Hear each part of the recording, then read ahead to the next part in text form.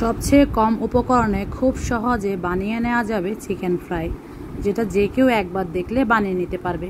স্বাদের দিক থেকে কোনো অংশে কম নয়, যে কোনো রেস্টুরেন্টে চিকেন ফ্রাইকেও হার মানাতে পারে। তবে বানিয়ে নিতে পারবেন একদম সহজে, অল্প সময়ের মধ্যে আর অল্প উপকরণে। ঘরে থাকা উপকরণে আজকের চিকেন ফ্রাইয়ের রেসিপিটি আমি আপনাদের সাথে শেয়ার করব। রেসিপিটি ভালো লাগলে অবশ্যই ভিডিওটা শুরুতে একটা লাইক দিয়ে সম্পূর্ণ ভিডিওটা দেখার অনুরোধ করছি। একটা মুরগি, দুটা থাই নিয়ে নিয়েছি, ছোট ছোট করে টুকরা করে নিয়েছি। দিয়েছি স্বাদ মতো লবণ, 1 চা চামচের চেয়ে একটু বেশি আদা রসুন বাটা, 1 চামচ লাল মরিচের গুঁড়া, 1 চামচ জিরা ধনিয়ার গুঁড়া, 1 চামচ গরম মশলার গুঁড়া। যে গরম মশলার গুঁড়ার মধ্যে সব রকম মশলাই আছে, গোলমরিচও আছে, তাই আমি আলাদা করে আর গোলমরিচের গুঁড়া দেইনি। আপনার কাছে যদি একসাথে গোলমরিচের গুঁড়া সহ করা না থাকে, তাহলে আলাদা করে অবশ্যই একটু গোলমরিচের গুঁড়া দিবেন যদি হাতের কাছে থাকে। দিয়েছি লাল মরিচের গুঁড়া, দিয়েছি দুধের গুঁড়া আর সয়া সস, সাথে আমি একটু কাশ্মীরি মরিচের গুঁড়াও দিয়েছি। এটা অপশনাল, আপনি চাইলে হলুদের গুঁড়া দিতে পারেন, আমি কিন্তু হলুদের গুঁড়া এটাতে দেইনি। দিয়েছি একটু করে ভিনেগার যদি হাতের কাছে না থাকে লেবুর রস দিতে পারেন। আজকে আমার বাসায় লেবু ছিল না, তাই আমি ভিনেগার দিয়েছি। দুধের গুঁড়ার পরিবর্তে আপনি দুধও দিতে পারেন, অথবা আপনি টক দই দিতে পারেন। হাতের কাছে যা থাকে আমি তাই দিয়ে বানাচ্ছি, সেজন্য আমি একদম সিম্পল আপনাদের দেখানোর চেষ্টা করছি।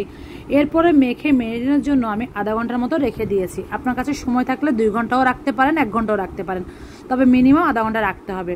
আমি আধা ঘন্টা রাখার পরে এটাকে আমি চালের গুঁড়া মিশিয়ে নিচ্ছি। দেখতে পাচ্ছেন আমি 2 ধাপে চালের গুঁড়া মিশিয়েছি কোটিংয়ের জন্য।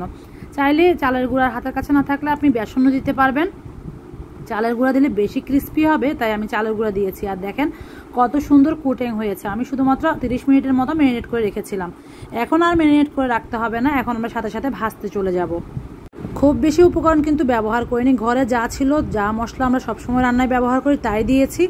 মাংসগুলো মেখে নেওয়া হয়ে যাওয়ার পরে এক পাশে ছড়িয়ে রেখেছি। আর আমি এখন দিয়ে দিয়েছি চুলায় একটা প্যান, সেখানে দিয়ে দিয়েছি আমি পরিমাণ মতো তেল। এখানে মোটামুটি ডুবো তেলের মধ্যে আমি মাংসটা ভাজবো।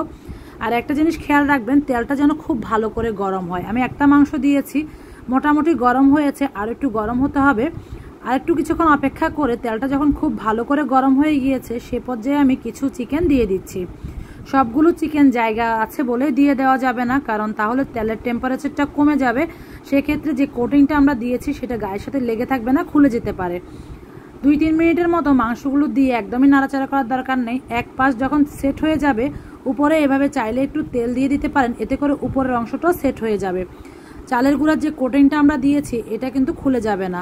এই চিকেন ফ্রাইটা খুব সহজ বানানো, কিন্তু খেতে অনেক বেশি সুস্বাদু। এক পাশ যখন লাল হয়ে এসেছে, ঠিক অন্য পাশটা আমরা উল্টে দিচ্ছি।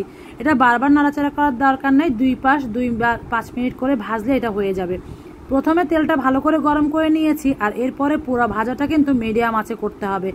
অনেক বেশি আঁচে যদি আপনি এই চিকেন ফ্রাইটা ভাজতে যান, তাহলে ভিতরে কাঁচা থেকে যাবে আর উপরে খুব তাড়াতাড়ি কালার চলে আসবে।